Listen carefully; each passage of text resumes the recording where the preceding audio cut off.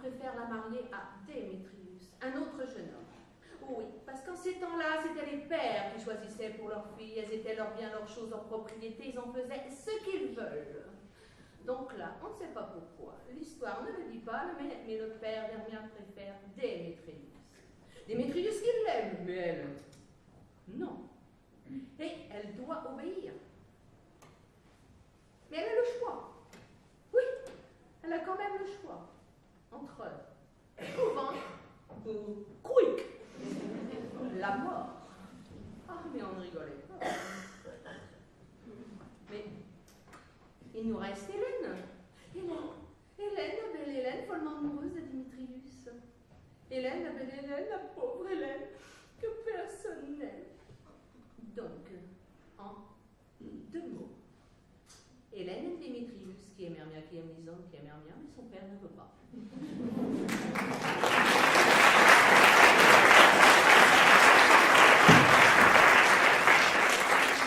ont pris Hermia, les deux amoureux qui s'aiment, mais le père ne veut pas.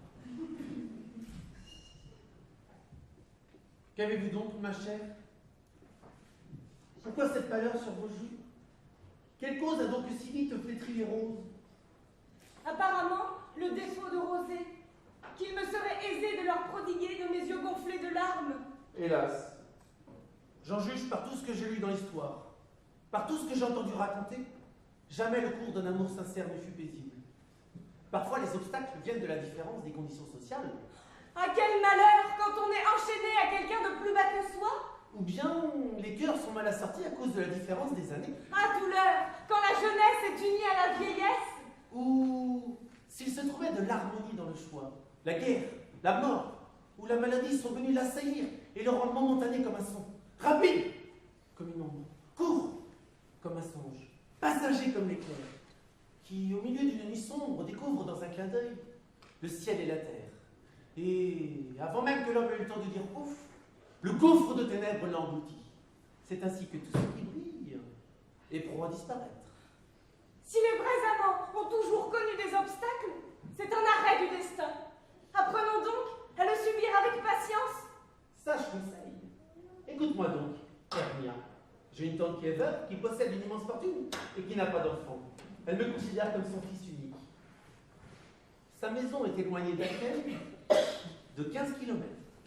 Là-bas, chère Hermia, je peux t'épouser. Et la dure loi d'Athènes ne peut nous y poursuivre. Ainsi, si tu m'aimes, dérobe-toi de la maison de ton père demain dans la nuit, et dans le bois 2 kilomètres hors de la ville, là où je te rencontrerai une fois avec Hélène, alors rendre votre culte à l'aurore de mai.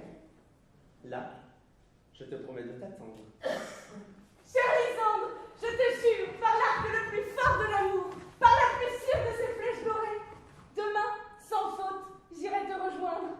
Tiens ta promesse, ma bien-aimée. Regarde, voici Hélène qui vient.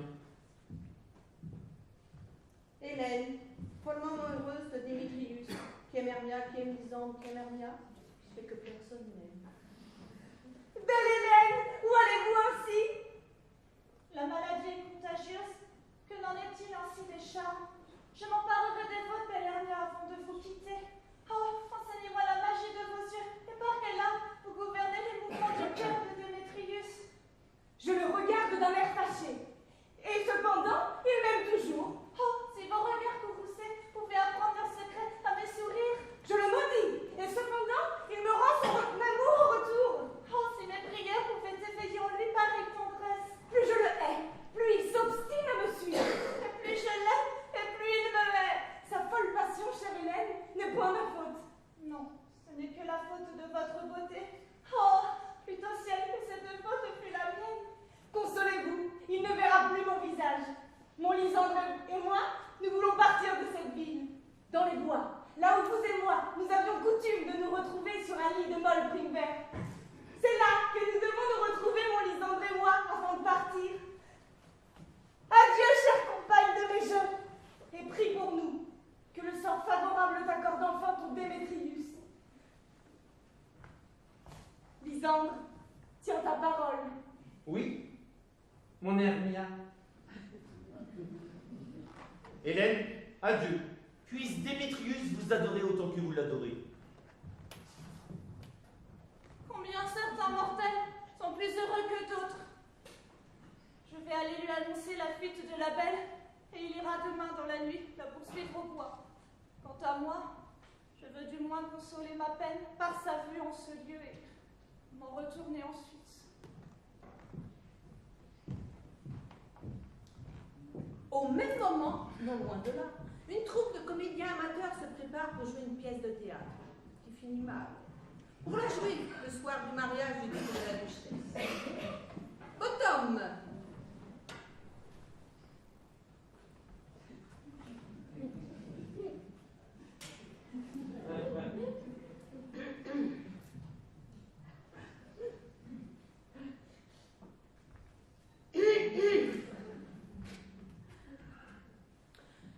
Flûte!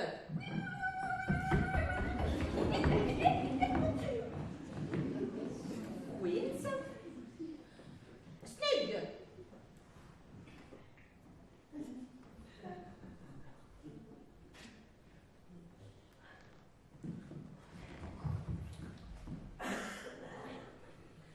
Toute notre troupe est ici.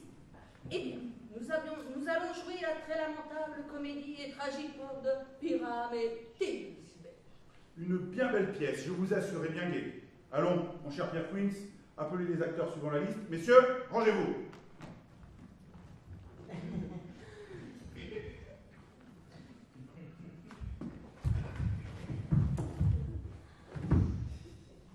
Que chacun réponde à l'appel de son nom. Nick Bottom. Présent. Nommez le rôle qui m'est destiné. Nick Bottom, vous êtes inscrit pour le rôle de Pyram. Et qu'est-ce que donc ce Pyram? Un amant ou un tyran? Un amant qui se tue par amour, le plus brave du monde. Ce rôle demandera quelques larmes dans l'exécution. Si c'est moi qui le fais, que l'auditoire tienne bien ses yeux. Je ferai rage, et je saurai gémir comme il faut. Cependant, mon goût principal va pour les rôles de tyran. Oh, je pourrais jouer un Hercule à ravir, ou un Richard III à tout rompre. Je suis déterminé à être un scélérat, à être le trouble-fête de ces jours frivoles. Et j'ai, par des inductions dangereuses, par des prophéties, par des calomnies, par des rêves d'hommes ivres, fait le complot de créer entre mon frère Clarence et le roi une haine mortelle. Et pour peu que le roi soit aussi honnête et aussi loyal que je suis subtil, fourbe et traître, alors Clarence sera enfermé étroitement au jour du même. Ah, c'était sublime!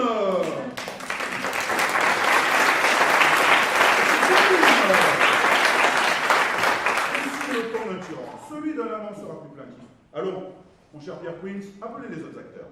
François Flûte, Oui. vous aurez le rôle de Thisbe. Qu'est-ce que Thisbe est un chevalier errant? La beauté que Pyrame doit aimer. Non, vraiment. Ne me faites pas jouer le rôle d'une femme. J'ai de la barbe qui me vient.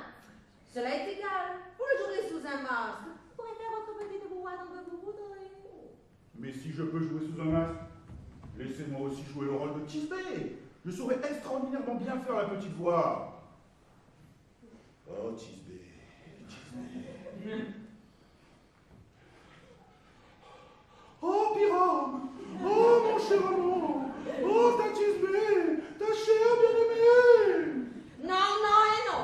Vous ferez le rôle de Pyrame et vous Flûte celui de Thisbe. Allons, continuez. Steve, vous aurez le rôle du lion. Et moi, la mère de Thisbe. Et voilà, j'espère une pièce dont les rôles sont bien distribués.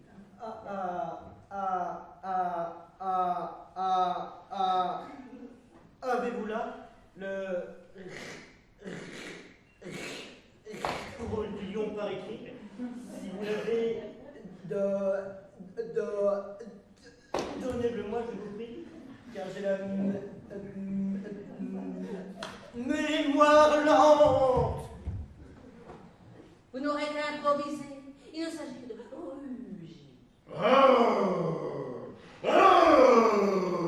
Mais laissez-moi aussi jouer le rôle du lion. Je rugirai si bien que ce sera plaisir de m'entendre.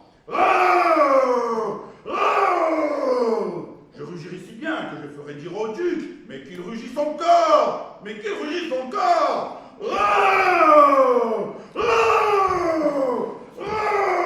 Vous ne pouvez rien faire d'autre que le rôle de Pyrame.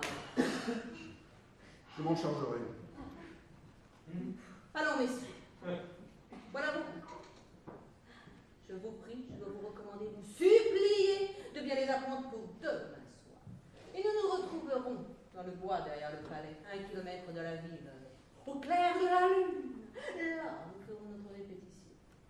Nous nous y rendrons, et là, nous pourrons répéter avec plus de liberté, plus de hardiesse.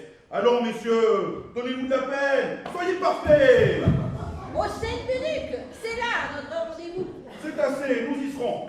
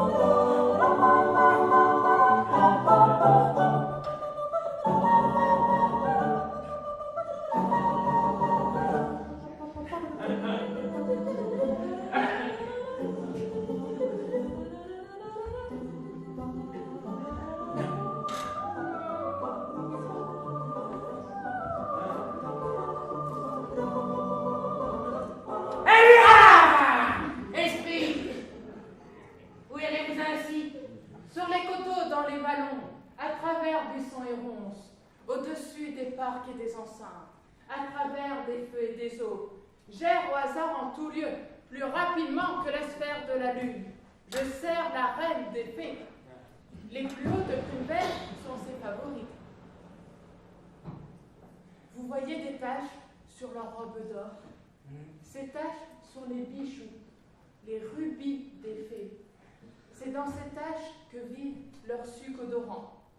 Il faut que j'aille recueillir ici quelques gouttes de rosée et que je suspende de là une perle aux pétales de chaque prime vert. Adieu, esprit lourd, je te laisse. Notre reine et toutes nos fées viendront dans un moment. Fais bien attention que la reine ne se montre pas par ici. Oberon est outré de fureur, car elle tient à sa suite un charmant petit garçon dérobé à un roi de nain. Jamais elle n'eut aussi joli enfant. Et le jeune Oberon voudrait l'avoir pour en faire son page. Mais elle retient malgré lui l'enfant chéri, le couronne de fleurs et fait de lui toute sa joie. Depuis ce moment, Il ne se rencontre plus sans se quereller avec autant de fureur que toutes les fées effrayées se glissent dans les coupes de gland pour s'y cacher. Ou je me trompe sur votre tournure et vos façons, ou vous êtes un esprit fripon, malin, qu'on appelle Robin Bon Diable. N'est-ce pas vous qui effrayez les jeunes filles? N'est-ce pas vous qui égarez les voyageurs dans la nuit? Et riez de leur peine. Mais ceux qui vous appellent Puck, vous leur portez chance. Vous devinez juste. Je suis ce joyeux esprit errant de là-haut. Je fais rire Oberon par mes tours. Oh! Oh! Mes places! Belle fée, voici Oberon. Ah! Voici ma maîtresse. Malheureuse rencontre de te trouver au cœur de la lune, fière Titania. Comment? Jaloux Oberon? Allons, fée, partons. J'ai renoncé à sa couche et à sa compagnie. Arrête! Téméraire infidèle. Ne suis-je pas ton époux? Alors je dois être ton épouse. Jamais, depuis le solstice de l'été, nous nous sommes retrouvés au sifflement des vents pour effectuer nos rondes, que tu ne les aies interrompus de tes cris. Ainsi, les vents, comme pour se venger, ont pompé de la mer des vapeurs contagieuses, qui, en retombant sur la campagne, ont tellement gonflé d'orgueil de misérables rivières qu'elles en ont surmonté leurs bords. Nous voyons les saisons changer, le printemps, l'été, le fertile automne, l'hiver chagrin, ont échangé leurs apparences ordinaires, et le monde tout étonné ne sait plus les distinguer. Toute cette série de mots provient de nos débats et de nos dissensions. C'est nous qui en sommes les auteurs et la source. Eh bien, rectifier ces désordres. Cela dépend de vous. Et pourquoi Titania contrarie-t-elle son Oberon? Je ne lui demande qu'un petit garçon pour en faire mon page d'honneur. Laissez votre cœur au repos. Tout le royaume des fées n'achèterait pas de moi cet enfant. C'est pour l'amour de sa mère que je ne veux me séparer de lui. Donnez-moi cet enfant et je suis prêt à vous suivre. Pas pour votre royaume. Fais, partons. Je passerai la nuit à batailler si je reste plus longtemps. Eh bien, va à part. Mais tu ne sortiras pas de ce bosquet que je ne t'ai commenté pour me venger de cet outrage.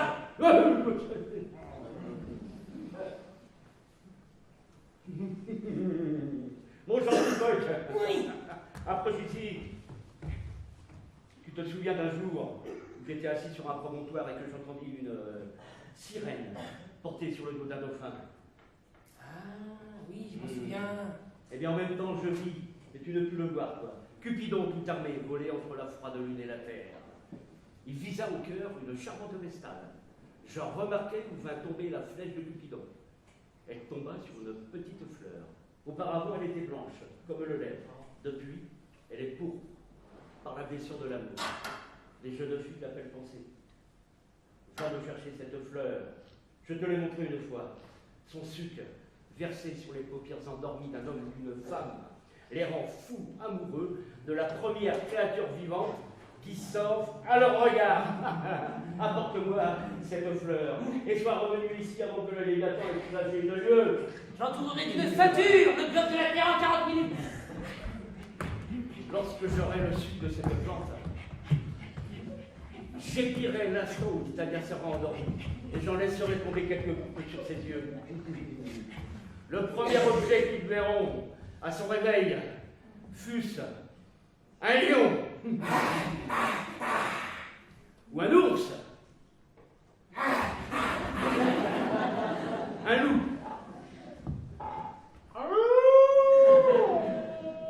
un taureau, une guenon curieuse, ou un singe affairé, et le poursuivra avec un cœur plein d'amour. Et avant que je se serve de sa vue, je l'obligerai à me céder son page.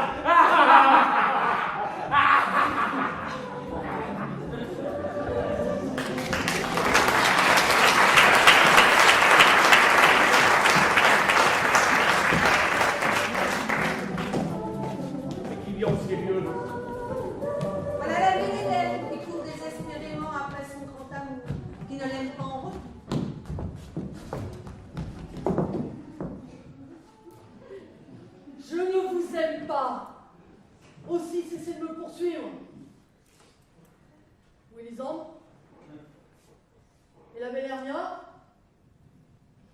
Vous m'aviez dit qu'il s'était sauvé dans ce bois, et m'y voici dans ce bois. Je suis furieux de ne pouvoir trouver Hermia.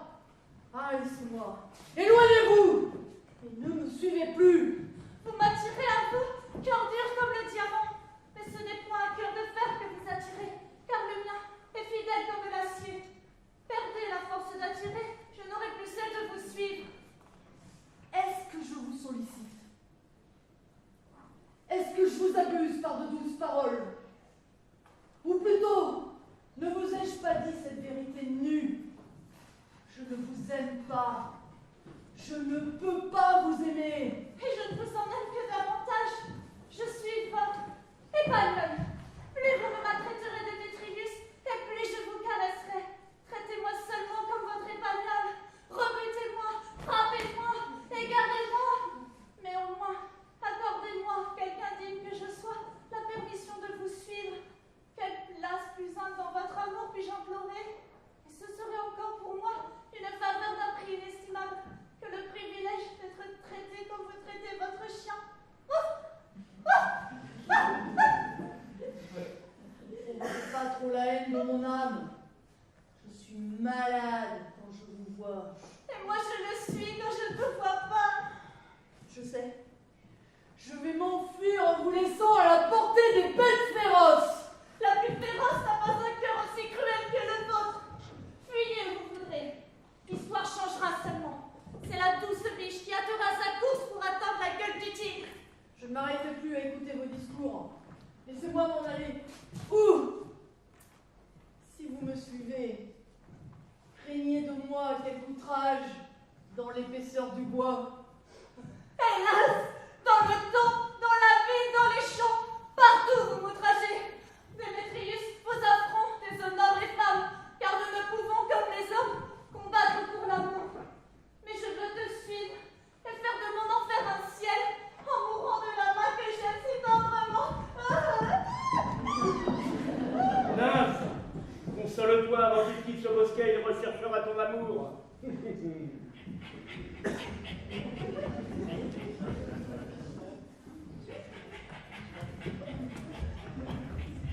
Sois le bienvenu, vagabond, as-tu la fleur? Oui, voilà. Ah!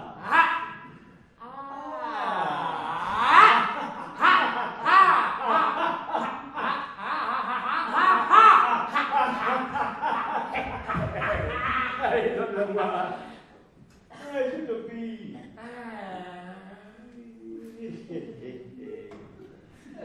Je veux frotter légèrement les yeux de Titania et lui emplir le cerveau d'odieuses fantaisies. Approfondissons aussi un peu et cherche dans ce bocage. Une belle Athénienne était prise d'un jeune homme qui la repousse, laissant dans les yeux de ce mot dédaigneux, mais bien sûr de le faire au moment où son amant surprira ses regards, et tu reconnaîtras l'homme aux habits athéniens qu'il porte. Et accomplis cette mission avec précaution, afin qu'il puisse devenir plus idolâtre d'elle qu'elle ne l'est de lui. Et songe à venir me rejoindre avant le premier chant du coq.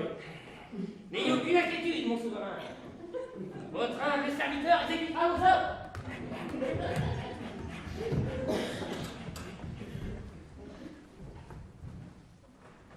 Chantez maintenant pour m'endormir, puis laissez-moi reposer.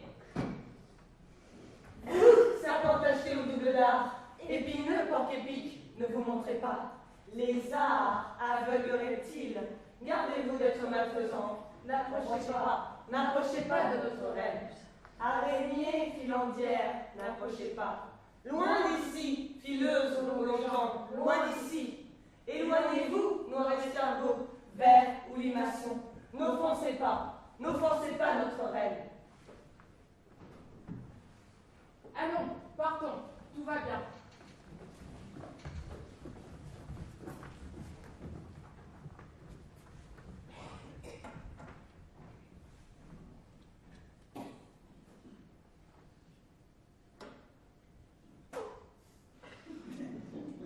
Que l'objet que tu verras en t'éveillant devienne l'objet de ton amour. Aime-le et l'envie pour lui. Que ce soit un ours, un tigre, un chat, un léopard, ou un sanglier à la crinière hérissée, qui apparaissent à tes yeux à ton réveil. Il sera ton amant chéri. Réveille-toi à l'approche d'un objet hideux.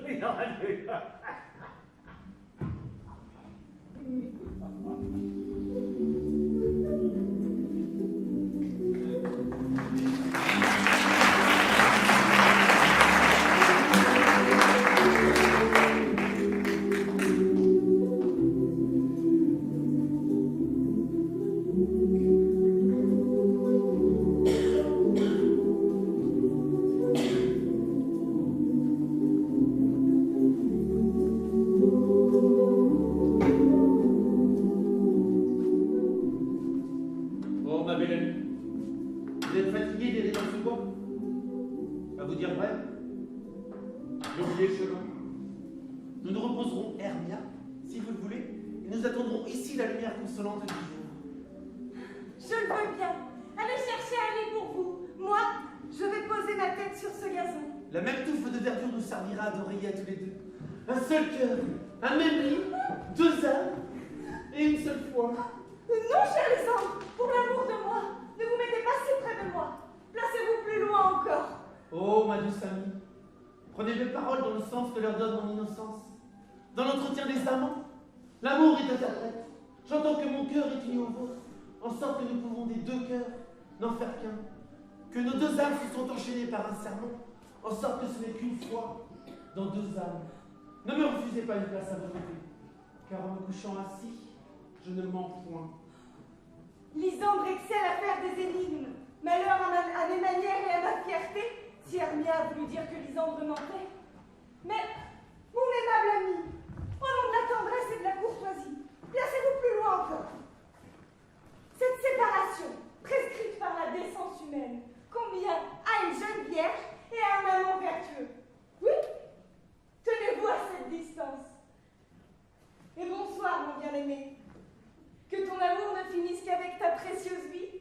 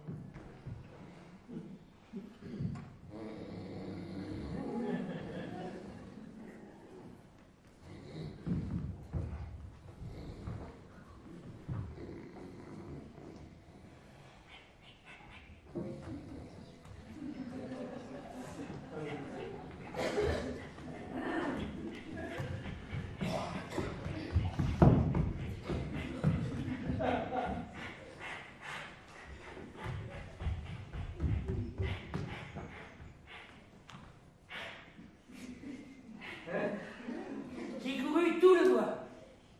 Je n'ai trouvé aucun Athénien sous les yeux duquel je puisse essayer cette fleur pour inspirer l'amour. Nuit et silence. Qui vient ici? Il porte les habits d'Athènes. C'est l'homme qui m'a désigné mon maître, mais qui dédaigne la jeune Athénienne.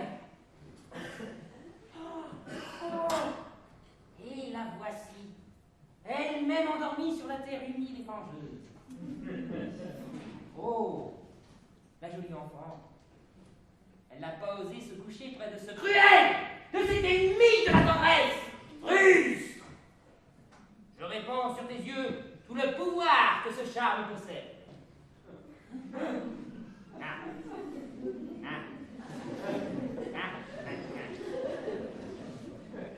À ton réveil, l'amour dédaigne au sommeil de jamais descendre sur ta paupière. Réveille-toi dès que je serai parti. Je vous retrouver au coron.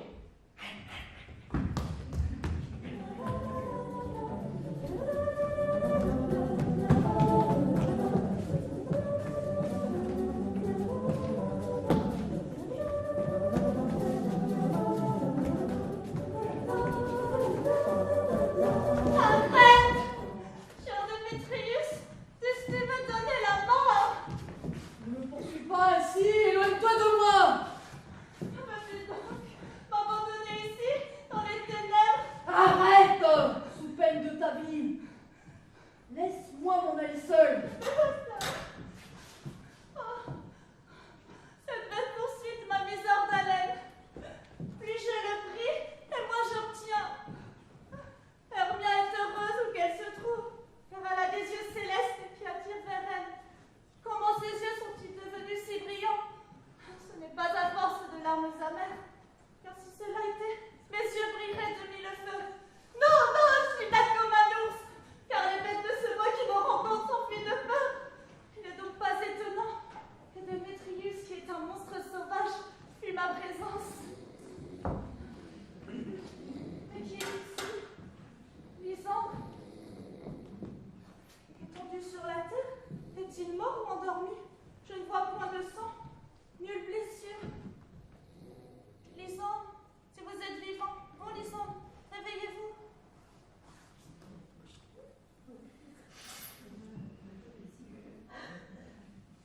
Et je traverserai les flammes pour ton amour. Transparente Hélène, la nature montre son art, me faisant voir ton cœur à travers ton sein. Où est Démétrius? Que ce nom odieux est bien celui d'un homme destiné à mourir de mon épée. Ne parlez pas ainsi, Lysandre. Ne parlez pas ainsi. Que vous importe s'il aime votre Hermia? Que vous importe? Hermia n'aime que vous. Ainsi soyez heureux. Heureux avec Hermia? Non. Je regrette les instants pénibles que j'ai permis avec elle. Ce n'est point Hermia. C'est Hélène que j'aime. Qui ne voudrait pas changer un corbeau contre une colombe? Quand ai-je mérité de subir ton mépris? N'est-ce donc pas assez, jeune homme?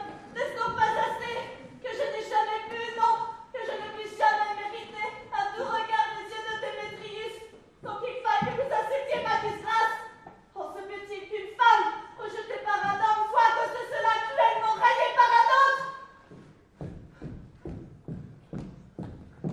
Elle n'a pas vu Hermia. Hermia, continuez de dormir ici. Et vous, puissance de mon âme, consacrez votre force et votre amour à honorer Hélène et à me rendre sous chevalier. Hélène, Hélène, Hélène.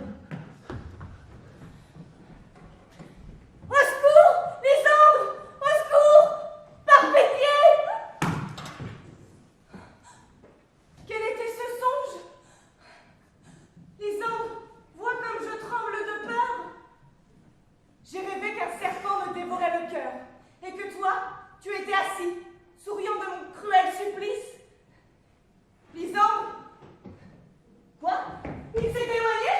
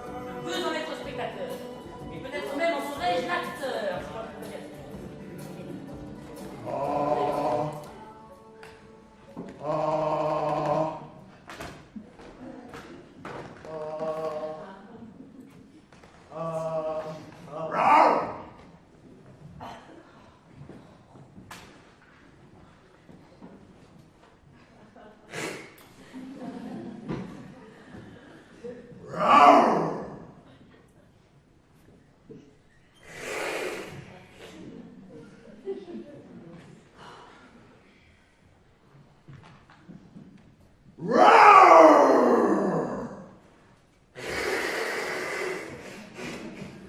mon fils de Romère, récitez vos rôles. Pyrame, commencez. Et quand vous aurez débité vos discours, vous entrerez dans le buisson. Et les autres, vous en ferez de même. Les autres, vous en ferez de même, chacun sur vos rôles. Pyrame, parlez. Oh nuit, oh sombre nuit, oh lugubre visage, oh nuit qui est toujours quand le jour n'est plus. Hélas, hélas, je crains que ma Thisbé n'ait oublié sa promesse. Et toi, muraille, oh douce et aimable muraille, qui est élevée entre le terrain de son père et le mien. Oh muraille, oh aimable et douce muraille, montre-moi ta fente au travers de laquelle je puis voir au travers avec mes yeux. Oh, mais je te rends grâce, muraille, que Jupiter protège tes pierres en récompense. Mais, que vois-je? Je ne vois point de Thisbé. Oh, maudite muraille! Maudite muraille, au travers de laquelle je ne puis voir mon bonheur. Maudite soit tes pierres pour me tromper ainsi. Oh, muraille! Tu as souvent entendu mes plaintes de ce que tu séparais mon beau Pyrame de moi. Mes lèvres vermeilles ont souvent baisé tes pierres cimentées. Mais, je vois une voix. Je veux m'approcher de la fente pour voir si je peux entendre le visage de ma Thisbé. Thisbé! Oh, mon amant, je crois. Crois ce que tu voudras. Oh, donne-moi un baiser au travers du trou de cette odieuse muraille. Je pèse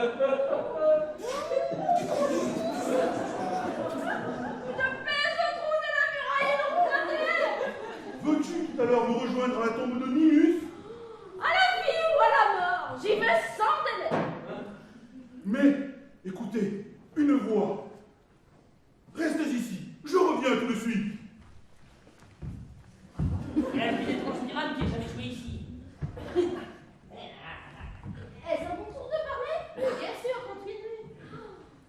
Très radieux Pyrame, dont le teint a la blancheur des lys et dont les couleurs brillent comme la rose vermeille sur un églantier triomphant. Ce mignon jouanceau, aussi fidèle que le plus fidèle coursier que rien ne peut fatiguer. J'irai te trouver, Pyrame, à la tombe de Nini. À la tombe de Ninus, ami! Mais tu ne dois pas dire ça encore, c'est une réponse que tu dois faire à Pyrame. Pyrame, entrez! Rien ne peut fatiguer. Ce sont les derniers mots de ta tirade. Aussi fidèle que le plus fidèle coursier que rien ne peut fatiguer. Oh, Thisbé, si j'étais si beau, je serais à toi pour toujours. Oh! Prodige monstrueux, prodige étrange, et ce que tu es monté! Oh! Rideau, au secours! Au secours! Je vais vous suivre. Je vais vous faire tourner à travers les marécages, les buissons, les ronces et les épines. Tantôt je serai cheval. Et tantôt chien. Et tantôt ours sans tête.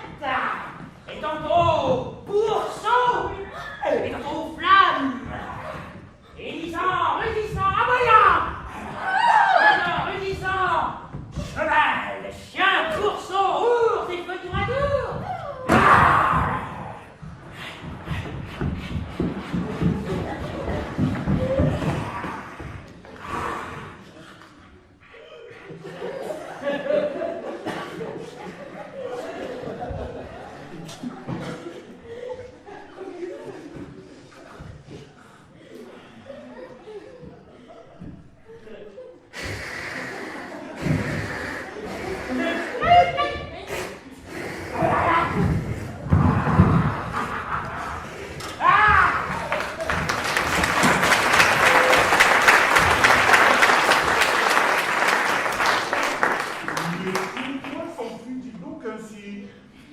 C'est un tour qui joue pour me faire peur.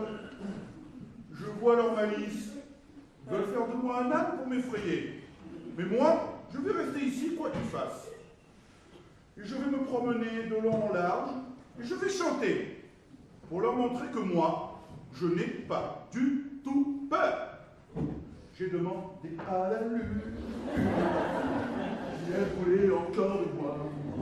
Elle m'a dit j'ai pas l'habitude de m'occuper des cas comme toi. Et toi et moi, on était tellement purs. Et non, je me répète, je me déplaise. On entend le coucou. Il répond au hibou.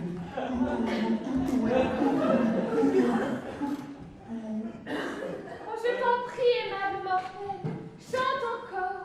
Mon oreille est éprise de ton chant. Mes yeux sont épris de ta personne. Et la force de ton brillant mérite me contraint, malgré moi, de déclarer au premier regard, de jurer que je t'aime. Il me semble, madame, que vous n'auriez aucune raison de m'aimer. Cependant, à dire la vérité, la raison et l'amour ne vont pas bien ensemble. D'ailleurs, il est fort dommage que personne n'ait pensé à les réconcilier. Oh, tu es aussi sensé que tu es beau! Ni l'un ni l'autre. Si seulement j'étais assez intelligent pour sortir de ce bois. Oh, ne désire pas sortir de ce bois. Tu y es et tu y resteras, que tu le veuilles ou non. Je suis un esprit d'un rang élevé. Et l'été règne toujours sur mon empire. Et moi, je t'adore. Fleur des pois, graines de moutarde, papillon, toile d'araignée. Me voilà content. Moi aussi. Où faut-il aller? Soyez prévenante et polie pour ce seigneur. Dansez dans ses promenades, gambadez à ses yeux. Nourrissez-le d'abricots, de framboises, de raisins vermeils, de figues vertes et de mûres. Inclinez-vous devant lui et faites-lui la révérence. Salut mortel. Salut. Allons, conduisez-le sur mon berceau.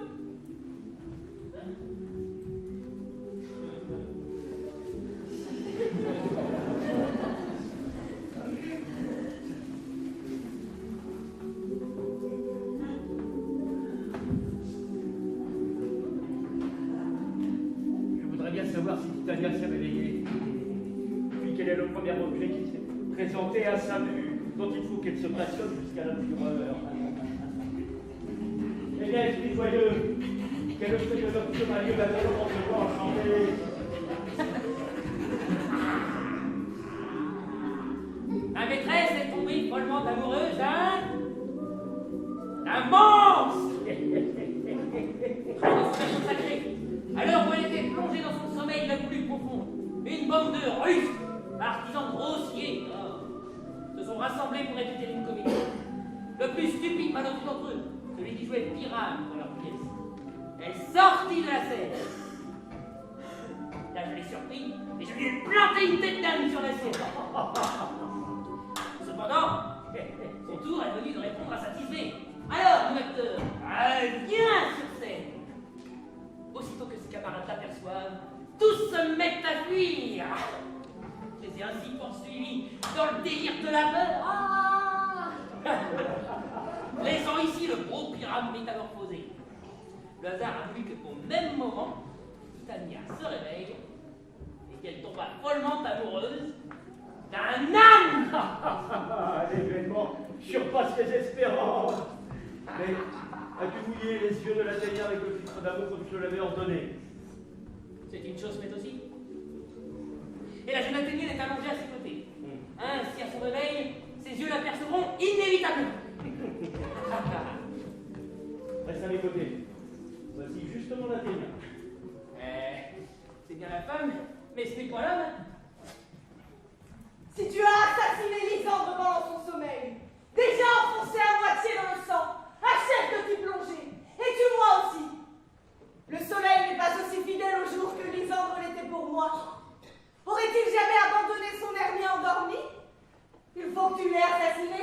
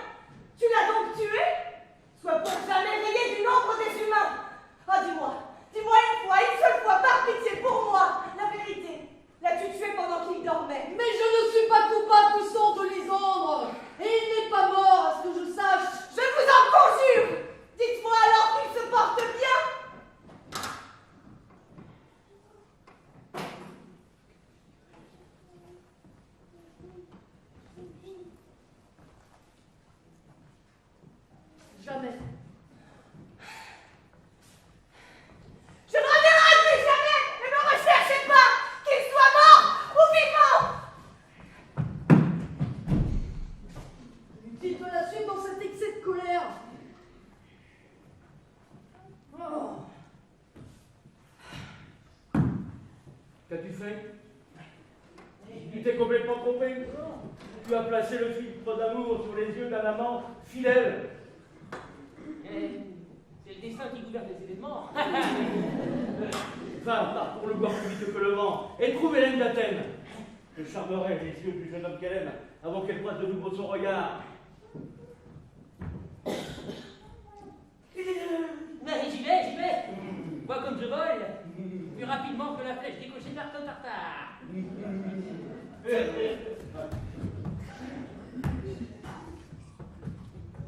Fleur de couleur pourpre, blessée par l'arc de Cupidon, pénètre dans la prunelle de son œil. Quand il verra Hélène, qu'elle brille à ses regards, du même éclat dont Vénus brille dans les cieux. Chef de commande féerique, Hélène est ici à 2 pas. Le jeune homme victime de ma méprise réclame le salaire de son amour. Oh, verrons-nous cette tendre scène. Seigneur, les mortels sont fous. Hélène, pardonne-moi. Le bruit du fond va réveiller Démétrius.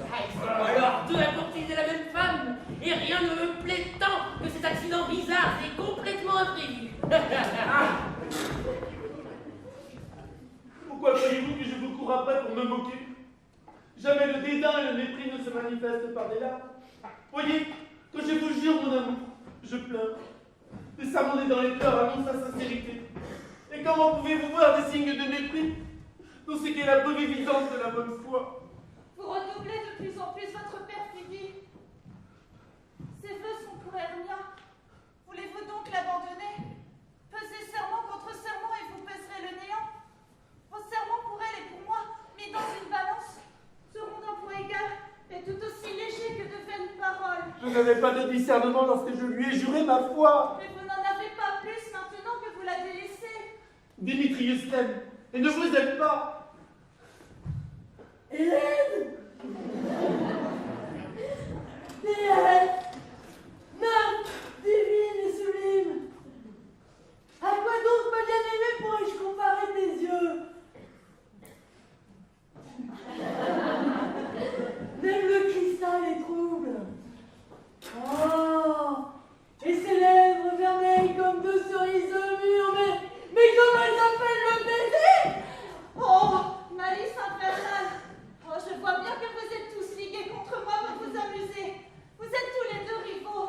Vous aimez Hermia, et tous 2, en ce moment, vous rivalisez à qui insultera le plus Hélène. Vous êtes dur, Démétrius. N'agissez pas ainsi, car vous aimez Hermia. Vous savez que je le sais. Et ici même, bien volontiers de tout mon cœur, je vous cède la part de mon amour d'Hermia.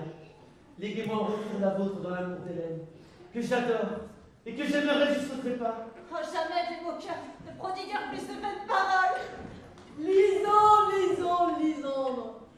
Garde ton Hermia! Je n'en veux pas. Mon cœur a séjourné auprès d'elle comme un hôte étranger. Mais il est retourné à Hélène, comme sous son poids natal, Hélène, pour s'y blottir à jamais. cela n'est point. Oh! Ne calomnie pas un cœur que tu ne connais pas, de crainte qu'avec Christ péril tu ne le payes cher. Oh! Devenir l'objet de ton amour! Voilà celle que tu aimes! Mais pourquoi m'as-tu si cruellement abandonné? Pourquoi resterait-il celui que l'amour presse de s'éloigner? Et quel amour pouvait t'éloigner loin de moi? Pourquoi me cherches-tu? N'as-tu pas compris que c'est la haine que je te porte qui m'obligeait à te quitter ainsi? Vous ne pensez pas ce que vous dites. Cela est impossible. Oh, voyez, elle aussi est du complot. Oh, je le vois bien à présent. Vous vous êtes concertés tous les 3 pour arranger cette scène. Fille ingrate, injurieuse Hermia, as-tu donc comploté? As-tu conspiré avec ces cruels pour me faire subir cette odieuse plaisanterie? Je suis troublée par vos amers reproches. Je ne vous insulte pas. Il me semble plutôt que c'est vous qui m'insultez. N'avez-vous pas encouragé Lysandre à me suivre, à mes yeux et mon visage, et n'avez-vous pas engagé Démétrius, qui tout à l'heure me repoussait du pied, à m'appeler déesse, nymphe, rare et divine merveille, beauté céleste et sans prix? Pourquoi adresse-t-il ce langage à celle qu'il est? Je suis assez malheureuse d'aimer sans être aimée. Vous devriez me plaindre au lieu de me mépriser. Je ne comprends pas ce que vous voulez dire. Oui, oui, continuez ainsi, simulez un air triste. Faites l'amour en me regardant quand je tourne le dos. Si vous aviez un peu de pitié, vous ne me prendriez pas pour le sujet de vos plaisanteries. Mais adieu, je vous laisse. C'est en partie ma faute. Et la mort ou l'absence y porteront bientôt remède. Arrêtez, et ma belle. Écoutez-moi, ma bien-aimée, ma vie, mon âme, belle Hélène. Oh, admirable. Mon amour, ne l'insulte pas comme ça. Hélène, je t'aime. Sur ma vie, je t'aime. Je le jure sur ma vie. Bah je proteste. Hélène, je t'aime plus qu'il ne t'aime. Si c'est ainsi, retirons-nous et prouve-le-moi. Allons sur le champ bien. Lysandre, où peut conduire tout ceci? Loin de moi, boule humaine.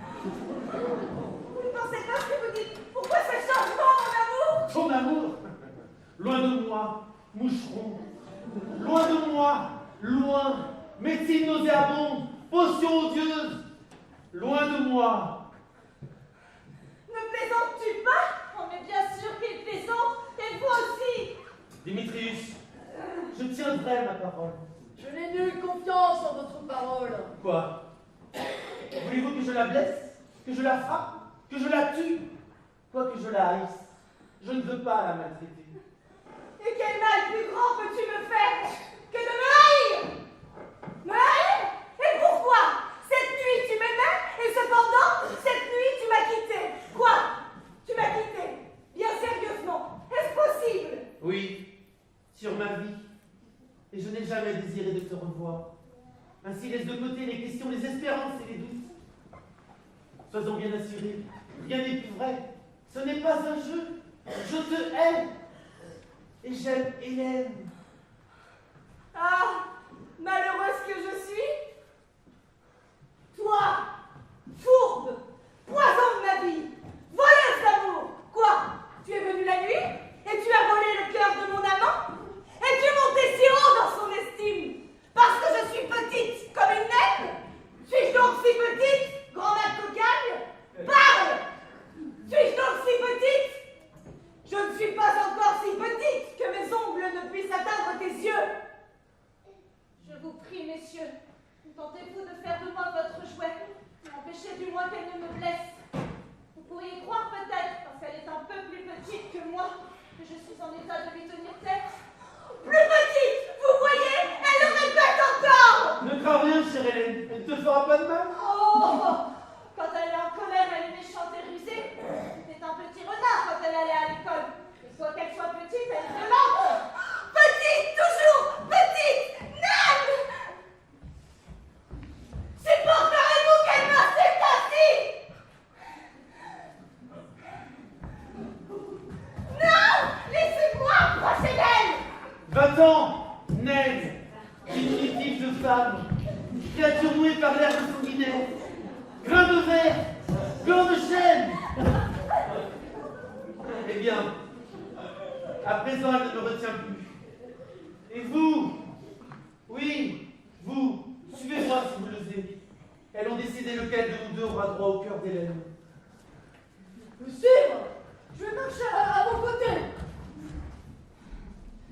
C'est vous, madame, qui êtes la cause de cette querelle. Non, ne vous en allez pas. Je n'ai pas confiance en vous. Je ne resterai pas plus longtemps votre compagnie maudite. Vos mains sont plus promptes au cou que les miennes, mais mes jambes sont plus longues pour les éviter.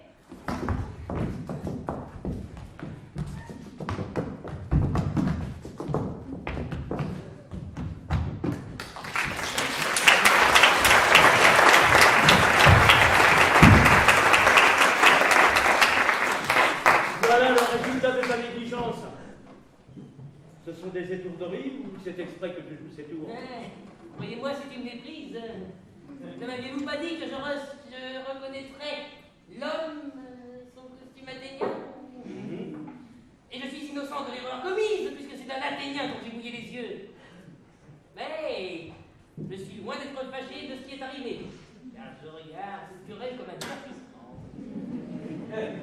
que ses amants cherchent un lieu pour se battre. Hâte-toi donc, Puck, par redouble l'obscurité de la nuit, et égare si bien ces rivaux acharnés que l'un ne puisse jamais rencontrer l'autre. Tantôt, forme ta langue à parler comme la voix de Lysandre, et provoque Démétrius par des défis amers. Tantôt, rayonne Lysandre, comme si tu étais Démétrius, et éloigne-les sans cesse l'un de l'autre, jusqu'à ce que le sommeil se glisse sur leurs paupières avec ses jambes de plomb et ses ailes de chauve-souris. Alors, verse sur l'œil de Lysandre la liqueur de cette herbe qui enlève toute illusion. C'est ainsi qu'il reviendra à Hermia. En revanche, ne verse pas de cette liqueur sur les yeux de Démétrius. Il faudra qu'il demeure sous le charme de la potion et reste éperdument amoureux d'Hélène pour toujours. Et lorsqu'ils se réveilleront, toute cette scène de dérision leur paraîtra un rêve. Une vision imaginaire, et ces amants reprendront le chemin d'Athènes, unis par une amitié qui ne finira qu'avec le bruit. Tandis que je te charge de cette affaire, moi, je vais rejoindre ma reine et lui demander son petit Amiens. Après cela, je désenchanterai ses yeux de leur admiration pour le monstre et la paix sera rétablie. Souverain du pays. Souverain du pays, il faut nous hâter d'exécuter cette tâche. Déjà les dragons de la nuit pourfendent à plein vol les nuages, et l'avant-coureur de l'aurore brille déjà là-bas. Par monts et par vaux, par monts et par vaux. Je suis craint dans les campagnes et les villes. Esprit, mène-les par monts et par vaux. Ah, en voici un. Où es-tu donc, orgueilleux Dimitrius? Réponds-moi! Je suis ici, tout près et regarde. Où es-tu? Je te rejoins à l'instant! Suis-moi sur un terrain plus uni.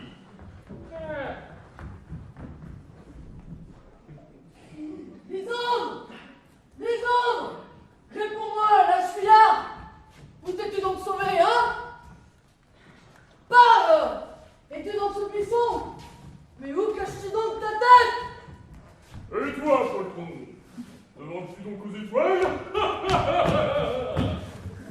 Dis au buisson que tu veux te battre. Et tu n'oses pas approcher? Allez, viens, timide! Viens, perfide! Viens, l'enfant! Je veux te châtier! C'est cette déshonorée de me tirer l'épée contre toi! Oh, es-tu là? Allez, suis ma voix! Suis ma voix! Ce n'est pas ici une place pour embrasser notre courage!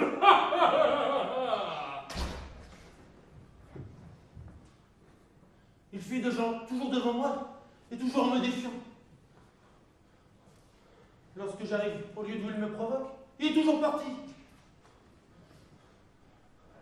Hâte-toi, jour bienfaisant, pour peu que tu me montres ta lumière naissante. Je trouverai Démétrius et je satisferai ma vengeance.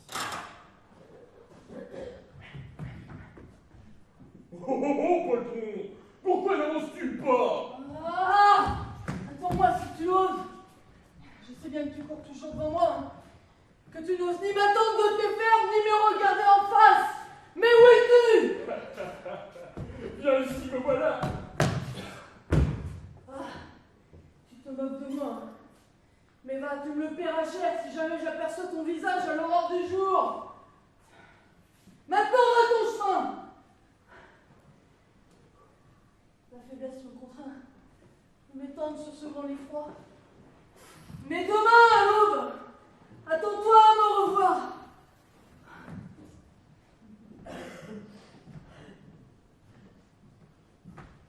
Oh, pénible nuit, oh longue et ennuyeuse nuit, abrège tes heures, brille à l'orient consolante lumière, que je puisse au lever du jour retourner à Athènes et m'éloigner de ceux qui détestent ma présence importune.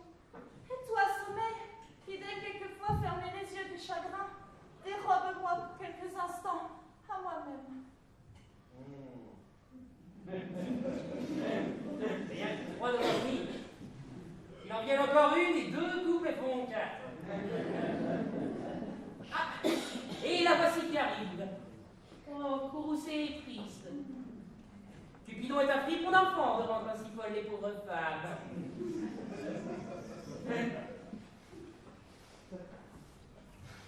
Jamais je ne fus si lasse, jamais je ne fus si désespérée.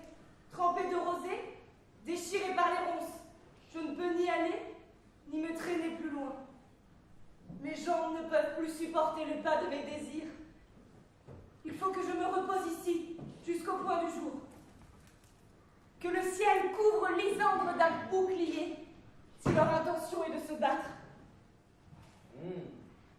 Sur la terre, dormez profondément. Sur votre œil, j'appliquerai mon remède. Et le proverbe rustique bien connu, qui veut que chacun prenne ce qui lui appartient. Ainsi,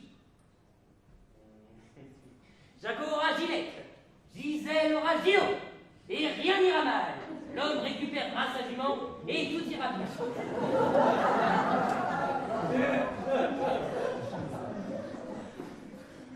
Viens sur ce lit de fleurs, que je caresse tes charmantes joues. Je veux accrocher ces roses musquées sur ta tête douce et lisse, et baiser tes belles et longues oreilles. Oh, toi, la joie de mon cœur.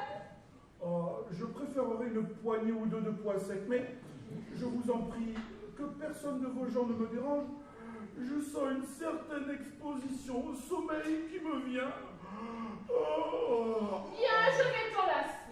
Dispersez-vous dans toutes les directions. Oh, comme je t'aime. Oh, comme je t'adore. Sois le bienvenu, mon Puck. Vois-tu ce charmant spectacle? Je commence à avoir pitié de sa folie. Tout à l'heure, je l'ai rencontré derrière le bois. Cherchant de douces fleurs pour cette odieuse imbécile, j'en ai fait les reproches et je me suis disputé avec elle. Quand je l'eus grondé à mon gré et qu'elle eut imploré mon pardon en termes soumis, je lui ai demandé son petit page. Elle me l'a donné aussitôt et a envoyé ses fées le porter dans mon royaume. Maintenant que je tiens l'enfant, je veux dissiper l'odieuse erreur de ses yeux.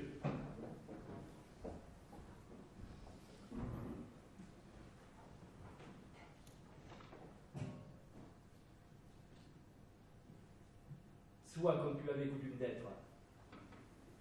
Vois comme tu avais coutume de boire. Allons, chère Titania. Réveillez-vous, ma douce oreille. Mon Oberon, quelle étrange vision j'ai eue. Il m'a semblé que j'étais amoureuse d'un homme. Voici votre amant. Comment ces choses sont-elles arrivées? En présent, comme mes yeux détestent son visage. Silence, silence. Un instant. Puck, enlève cette tête. Titania, appelez votre musique et accablez l'essence de ces 5 personnages d'un sommeil plus profond qu'à l'ordinaire. Oh là, de la musique, celle qui procure le sommeil. Maintenant, vois avec tes propres yeux ceux d'un son. Venez, ma reine, donnez-moi la main. Nous rendons la terre.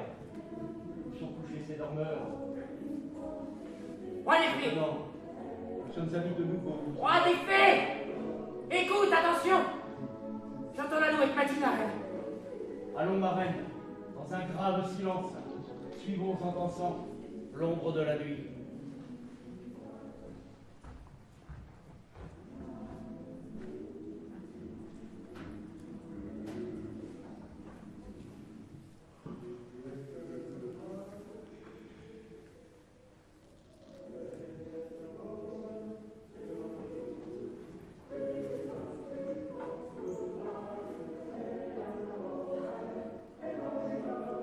Toutes ces aventures sont comme des objets imperceptibles, comme des montagnes éloignées confondues avec les nuages.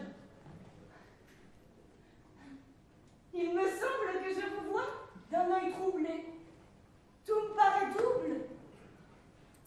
C'est la même chose pour moi. J'ai trouvé Démétrius comme un joyau qui est à moi et qui n'est pas à moi. Il me semble que nous dormons, que nous rêvons encore. Aïe! Alors, nous sommes éveillés. Rentrons à Athènes et en chemin, racontons inventons-nous nos songes?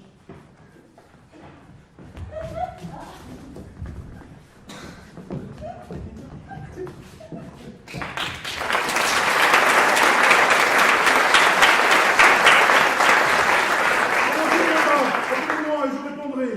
Ma première réplique sera: oh, très beau pirate. Et voilà, Pierre, flûte, Snake, mort de ma vie. Ils se sont évadés d'ici, ils m'ont laissé endormi. J'ai eu une bien étrange vision. J'ai fait un songe. Au-dessus des facultés de l'homme de dire ce qu'était ce songe. Mais l'homme n'est qu'un âne. S'il veut se mêler d'expliquer ce rêve, il me semble que j'étais... Il n'y a pas d'homme qui puisse dire ce que j'étais. Il me semble que j'étais... Il me semble que j'avais... Mais l'homme n'est qu'un fou en habit d'arlequin s'il entreprend de se mêler, d'expliquer ce que j'étais. L'œil de l'homme n'a jamais entendu, l'oreille de l'homme n'a jamais vu, la main de l'homme ne peut goûter, ni sa bouche concevoir, ni son cœur exprimer en parole ce qu'il me semblait qu'était ce rêve. Je vais aller trouver Pierre Queens pour qu'il compose une ballade sur ce songe. Et nous l'appellerons le rêve de Bottom. Parce que c'est un rêve sans fond. Et je le chanterai à la fin de la pièce devant le duc. Et peut-être même, pour rendre la pièce plus agréable, le chanterai-je à la mort de Tisbé. I met my love by the gasworks wall.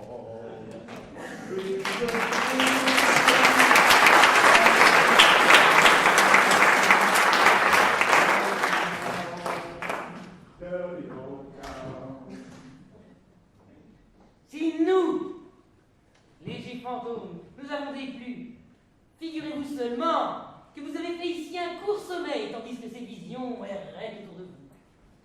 Mesdames et messieurs, ne blâmez point ce faible et fin sujet, ou ne le prenez que pour un songe. Si vous faites grâce, nous corrigerons. Et comme je suis un honnête Puck, et si nous avons eu le bonheur immérité d'échapper cette fois à la langue du serpent, nous ferons mieux avant peu. Vous tenez Puck pour un menteur. Ainsi, bonne nuit à tous!